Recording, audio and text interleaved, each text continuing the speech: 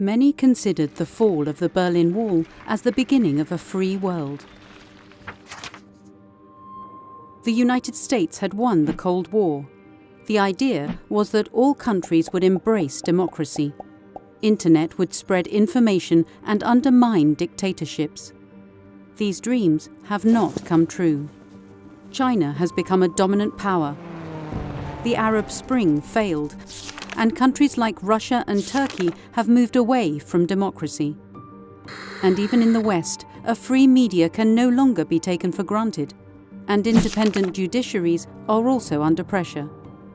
And while internet did increase people's access to information, it has come with fake news and massive digital surveillance. Many people are worried about authoritarianism. Political scientists can help us understand what authoritarianism is and how it might relate to other tendencies such as populism or xenophobia. To understand authoritarianism, we need to look at more than elections. We must get away from seeing states as separate units that are either democratic or authoritarian. Instead, we should study authoritarian practices. These can occur within democratic states, by several states collaborating, or with the help of corporate actors. These authoritarian practices are about sabotaging accountability. This is done in two ways. First is lying to the public, or keeping secrets from them without a legitimate reason. The NSA, for example, helped by secret agencies in many countries, was snooping on millions of people. This was done with data obtained from the biggest tech companies.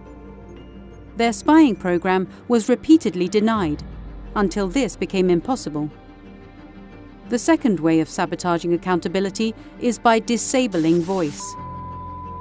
Even in democracies like India and Mexico, journalists and activists are regularly found dead after criticizing those in power. Governments like Iran and Syria harass and try to shut up critical voices even far beyond their borders through the internet. Understanding authoritarianism as a practice allows us to understand how these practices function, not just in dictatorships, but even in democracies, in transnational settings and with corporate help, when they thrive, and how they are best countered. Do you want to know more about authoritarian practices and what research can tell us? Go to www.authoritarianism-global.uva.nl